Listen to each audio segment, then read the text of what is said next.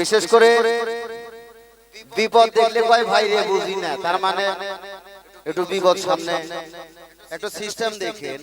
মানুষ আগে মিছা কথা কয় নাই যে না আল্লাহ পাপ দিব রে।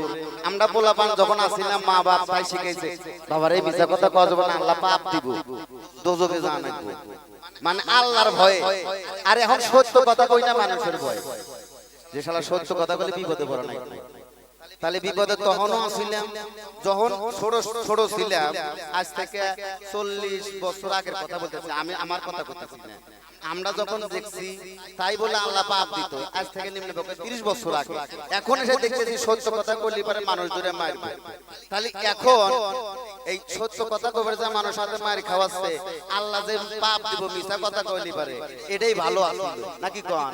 হ্যাঁ, আল্লাহ হলো দয়ার সাগর। এখন আমার যদি পাপ পরিপূর্ণ হয়, খালি একবার যদি সুনজরে তাকাই তাহলে পাপ থাকবে না। আর মানুষ সত্য কথা কবে গেলি পারে মানুষ এমন ভাবে পেটা পিটবো, যদি আমি একটা মেম্বার চেয়ারম্যান সুযোগ পাইলে ইসকালার হবে নাকি? তাহলে বিশেষ করে মানুষকে ভালোবাসা খুব কঠিন, আল্লাহকে ভালোবাসা অত কঠিন না। কেন যে মানুষকে ভালোবাসতে গেলে ঠিক হয় নাকি কোন? আমার মতো সাইনকে যদি ভালোবাসে তাহলে এক না খিলেন নাকবো। আর যিনি স্রষ্টা তাকে ভালোবাসতে হলে আপনার বাড়ি খাবেন নাকি আসবো নাই গো? তে বাবা রে, আমরা যদি টিহার ভালোবাসাই করি তাহলে আমার দশা তো ওরকমই হবে। আমার দয়াল কাছে বাবা রে, তুমি মদিনায় যায় ওয়াজ করবে, হেন করবে তেন করবে, তোমার জাতি মেলাটা খরচ হবো, দেহ সে হেকালা কোনো পাইলে আনা যায় নাই তোমার বাড়ি, ওরকল ভালো হয় না? ভুল করলে মদিনায় যদি হজ করবে 4-5 লাখ টাকা লাগবে, ওর তো তোমার নাই। দেহছে কোন কাজ করিয়া কোন প্রেমের টানে কিছু আছে নাকি যে তোমার বাড়ি যদি হাকাই না আরো হেরাস থেকে তো অত জুলুম হবো না? হ্যাঁ, তাহলে আনাটাই উত্তম না যাওয়াটাই উত্তম? যে আনছে তার চৈতন্য জ্ঞান ভুলে গেছে, আর যে গেছে এর জ্ঞান ভুলছে ঠিক আছে, কিন্তু ঘটনা যে যাইছে খালি কাজ কাটে, জমি বড় হলো না জ্ঞান। হ্যাঁ, ধর্মে বলেছে তুমি যতই জ্ঞানী হও না কেন, তোমার কথা মতো যদি আরেকজনের মাথায় বাড়ি দেয় তাহলে ওটা জ্ঞান না। ওই ধরনের জ্ঞান না বুঝে আর ফেরাউনের আছে। যার দ্বারা যে শিক্ষার দ্বারা যে জ্ঞানীর দ্বারা মানুষের ক্ষতি হয় সেই জ্ঞানী নয়, আর যার দ্বারা যে মূর্খর দ্বারা এই জগতের উন্নয়ন হয়, মানুষের কল্যাণ হয়, সর্বোচ্চ জ্ঞানী হলো সে নাকি কোন? আমাদের ইসলাম ধর্ম শান্তির ধর্ম পাইলাম কবে? হ্যাঁ, ইসলাম ধর্ম শান্তির ধর্ম, কো শান্তি তো পাই না, খালি মানুষের মধ্যে ভেদাভেদ এত কে? হ্যাঁ, হিন্দুরা মানে তো মানুষের মধ্যে কোনো ভেদাভেদ নাই। লালন সাইজি কিন্তু একজন পীর না, উনি লিখে গেছে যে আমি একজন ফকির। বাবারে, আমি কি অর্থে বেশি বুঝি?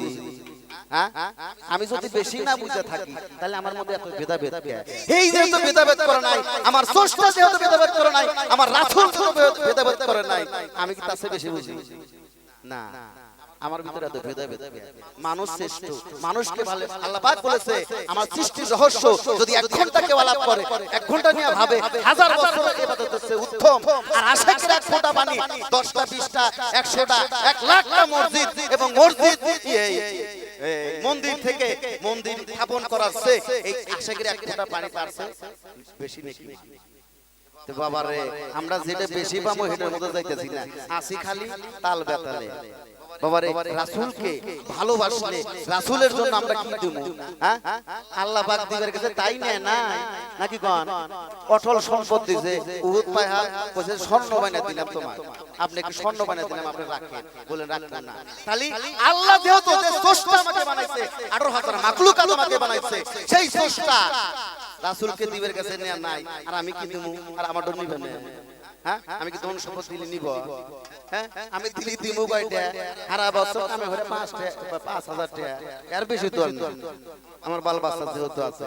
আর যারা অফুরন্ত ভান্ডার দিতে চাইছে তাই না নাকি? আমার রাসূল এত কষ্ট করছে, আমরা যারা নায়েবে রাসূল আছে, যারা মুর্শিদের কাছে আছে, যারা ভক্ত আছে, তারা তো বোঝা উচিত এত কষ্ট করতে ধন সম্পদ তাই না নাকি? হ্যাঁ, এত কষ্ট করছে, চাইলে পারে যা দিলে ঘুমাইতো, হ্যাঁ, চাইলে দাসী না ঘুমাইতো, চাইলে ভোগ বিলাসী সবই করতো, কিন্তু এই কাজটা করে নাই। কি হামে করে নাই? এই আমাদের উম্মতকে কি ইঙ্গিত দিয়ে গেছে, আহলে বায়াত কি ইঙ্গিত দিয়ে গেছে, এটা আমাদের একটু ফলো করতে হবে। সাহাবী সোয়ালত সাহাবী ছিল বিদায় ভাষণের সময় মাওলার হাত তুলে বলছিল আমি যার মাওলা আলী তার মাওলা। হ্যাঁ বাবা রে, একটা কথা বললি হয়তো অনেকের মাথায় খটকা লেগে যাবে। দায়িত্বটা মাওলা আলীকে দেওয়া হয়েছে। তাহলে আমরা যারা গুরু ধরেছি, গুরুকে ভোজনা করি, তাহলে ওখান থেকে ওই লাইন এসে আমরা বলি গুরু হলো রব, গুরু আমার সব। তাহলে মাওলা আলীকে দিছে। অন্য দেশে মাওলা আলীর নামে ধনী হয়, আমাদের বাংলাদেশে যতই বেলায়েতের দেশটা, আমাদের তরিকতের দেশটা, মাওলা আলীর নামে ধনী খুব কম হয়। ভুল করলাম নাকি? দেখতো রাসূল মাওলা আলীকে দিছে, আর যারা আলীকে ভালোবাসে তারা আমাকে ভালোবাসে। উনি কিন্তু কয় নাই যে আলী বাদ আমাকে খুঁজো। আল্লাহ বলছে মুহাম্মদকে খোঁজো তাহলে আমাকেই পাইবে, মুহাম্মদ বলছে আলীকে খোঁজো তাহলে আমাকে পাইবে। নাকি ভুল কইলাম? খোঁজা যদি ভুল হয় তাহলে আমার কপালে কি হবে না, বেজাল আছে। ওখান থেকে একটা কথা বলি, কোরআনে উল্লেখ আছে নেশাগ্রস্ত ভাবে নামাজে দাঁড়ায়ও না, কি তোমার মন ঠিক নাই নাকি আছে না? নেশাগ্রস্ত ভাবে তুমি এই নামাজে দাঁড়ায়ও না, ইবাদতে দাঁড়ায়ও না, তোমার ইবাদত ভুল হইতে পারে, আল্লাহর দরবারে কবুল নাও হইতে পারে, হুদাহুদি খাটনি করবে যাবে। কিন্তু মানুষ আমরা যারা আহলে বায়াত গ্রহণ করেছি, কথাটা কি সত্য? আমার কাছে সত্য নয়, কেননা যারা আহলে বায়াত গ্রহণ করেছি মুর্শিদ নামের নেশা তার সবার হৃদয়ে আছে। আছে না বাজান? হ্যাঁ কথা কোন থাকে আছে। তাহলে মুর্শিদ নামের যে নেশাটা অন্য নেশার চেয়েও প্রচন্ড শক্তিশালী নেশা, এই নেশাগ্রস্ত অবস্থায় নামাজের দাঁড়াবে না করছে, তাহলে আপনারাই বুঝে নেন কার জন্য নামাজ কথা বলছে আর কার জন্য নয়। আর রাসূলের হুকুম, মুর্শিদের হুকুম মানা হাজারো নামাজের চেয়ে উত্তম। কলি কবো যে নামাজ বিরোধী কথা কইতেছে না। নামাজ মানে কি? ওই যে আমার কামরুল ভাই বলছে নামাজ মানে কি? সব সময় তেনে থাকা, সব সময় শয়ন থাকা, তার সাথে সংযম রাখা। হে বাবা রে, 3 বার ওযু 5 বার ওযু দিয়া যদি সংযম বন্ধ হয়ে যায়, ওযু দেওয়ার দরকার নাই নাকি কোন? যে ওযু দিলে জন্ম থেকে মৃত্যু পর্যন্ত ওযু থাকবে, ওটা যদি দিয়ের পারি তাহলে তো ভাঙার লাইন নাই। ওযু দেও তো ঠিক আছে, অবশ্যই যে কোনো ডাক আল্লাহ পাক শুনবে। আর ওযু ভেঙে গেছে নিয়ত মানে নিয়ত গুণে বরকত, নিয়তে যদি সমস্যা হয় ডাক শুনবো কি? শোনার কোনো লাইন নাই। তাই ওযু যতদিন আছে আল্লাহর সাথে সংযোগ ততদিন আছে, ওযু যতক্ষণ আছে আল্লাহর সাথে দিদার ততক্ষণ আছে।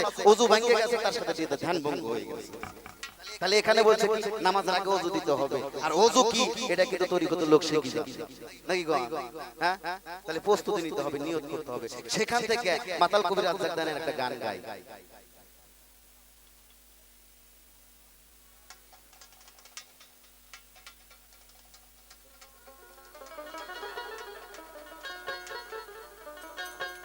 ওরে আমি মদ খাইছি মাতাল হয়েছি, আমি মদ খাইছি মাতাল হয়েছি, সরিয়ে যা তোরা যত মাওলানা, সরিয়ে যা তোরা যত মাওলানা।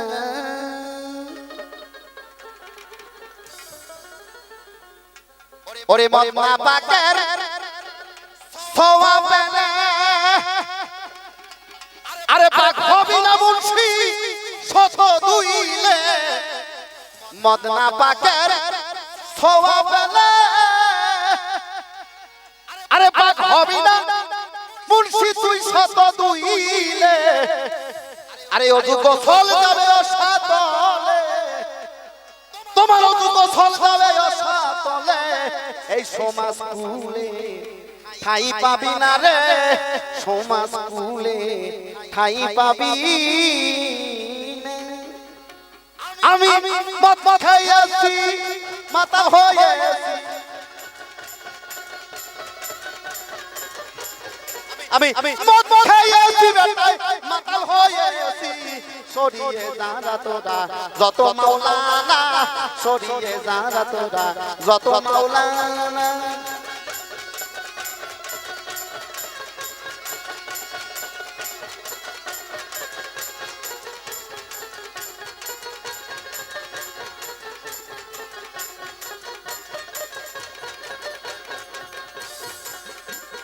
আমি মদিনা পাকের সওয়াবের রাও,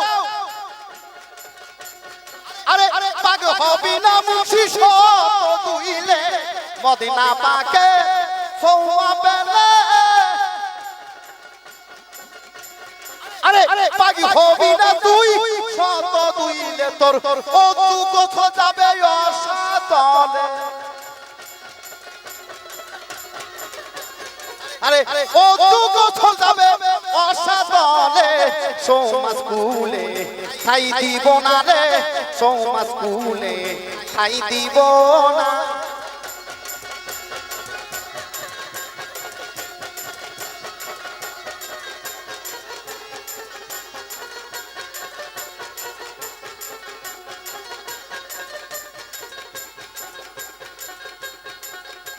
আমি মুর্শিদ নামের শরাব খাবো আরে ওই নামেরই আমি গজল গাবো আমি কামরুল নামের শরাব খাবো আরে ওই নামেরই আমি গজল গাবো মুর্শিদ পাইলে আমার খোদা পাবো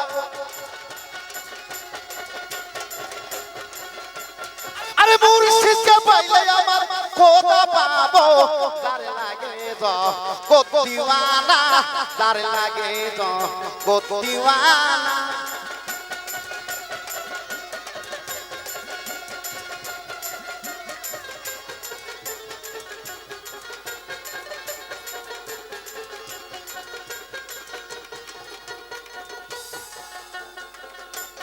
আরে নামাজ তো গো রং তামাশা বলি দোজখের ভয় বেহেশতের আশা নামাজ তো গো রং তামাশা আরে বলি দোজখের ভয় বেহেশতের আশা মাতাল রাজা কে চায় ভালোবাসা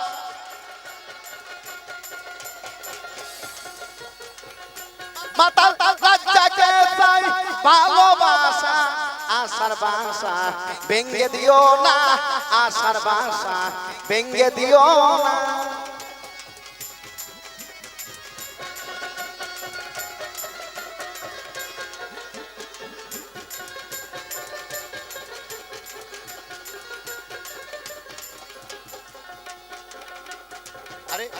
তো গো হাদিস তো গো কুরআন আরে ফেস্তো তো তোদেরই বিধান তো গো হাদিস তো গো কুরআন আরে ব্যস্ত দুজন তোদেরই বিধান ইশকে ফানায় আমি মজনু দিবানা আমি ইশকে ফানা মজনু দিবানা আইন কানুনের দারদারি নাই আইন কানুনের দারদারি নাই আমি মদ খেয়েছি মাতাল হয়েছি আমি মদ খেয়েছি মাতাল হয়েছি সরিয়ে যারা তোরা যত মাওলানা সরিয়ে যারা তোরা যত মাওলানা সরিয়ে যারা তোরা যত মাওলানা সরিয়ে যারা তোরা যত মাওলানা